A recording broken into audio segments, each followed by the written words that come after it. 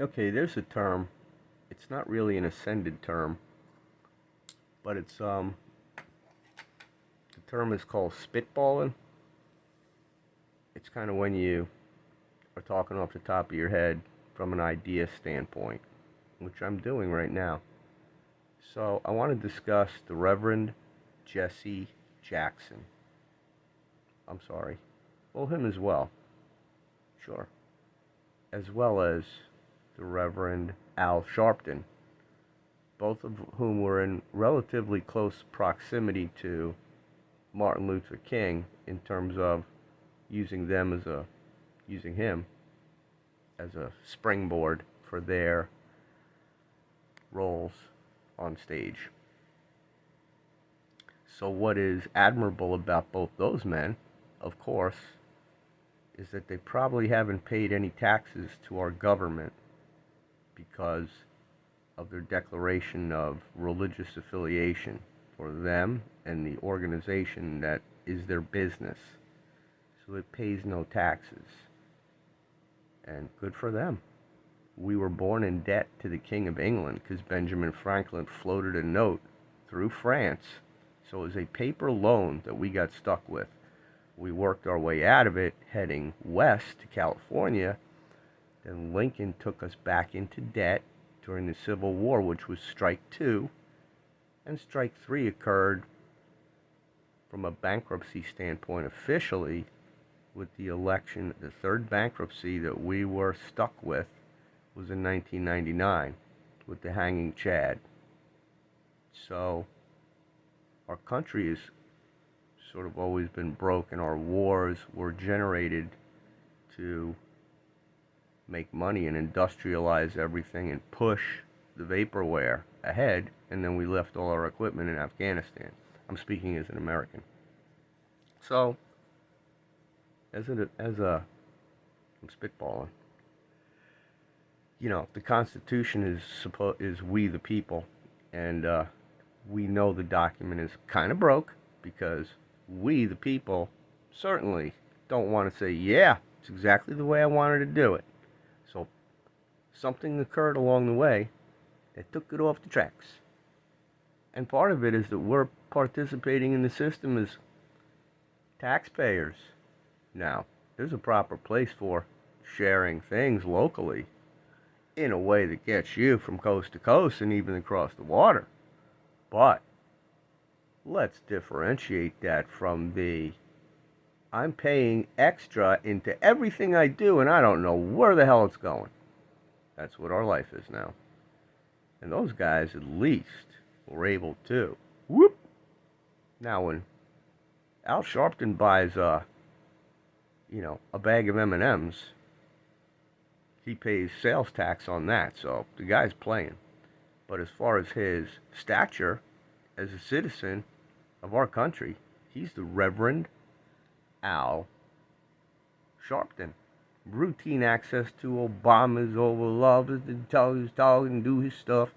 And I watched that man get run out of Baltimore by a bunch of neighbors that's saying, "Get the hell out of here!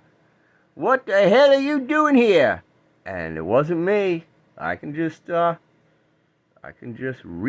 it with the proper accents in the proper neighborhoods. Like, what are you doing, Al? So he's got a problem with his community, and not mine. However, I admire the guy. Look, he dropped a truckload of weight. He's styling, and he's smiling, and ain't nobody telling him nothing to this day. And he's a reverend, and you can't make him pay tax because he is a one-man show of who needs the king or that document. Now, we can adjust ourselves so that we refine our mercantile system someday. But just as a way of us, I'm spitballing, just as a way of us disengaging, boop, by active declaration of, hey, if Yeshua ben Joseph is true, if that guy that we were founded on him, let's agree. Manifest Destiny, you trace it back to anywhere you want. The fake kings to the real king. They carried that cross. Columbus had it too. So I propose that if John 17:22 is a factual statement, first party testimony by him, then we essentially have been given what he has in our unity as one fellow God members, because human beings are as close as you're going to get, and it's us as him. So with that in mind, who are we paying tax to, and how can we fix this in a logical way without war? We just make a formal declaration of who we are as divine light beings equal to Yeshua, so when he comes again, he comes properly, and we're not fearing anything.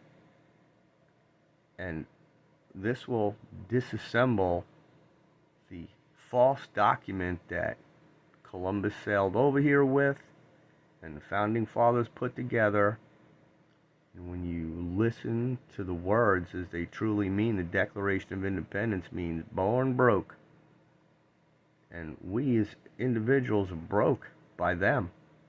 So it's time to, as I said, I'm spitballing, and it's a great idea. So smart people ought to come up with the right template. I don't want to do everything. I'd like for it to be a team effort. Here's the streamlined way to stop paying everything. I mean, Social Security, just start closing the prisons.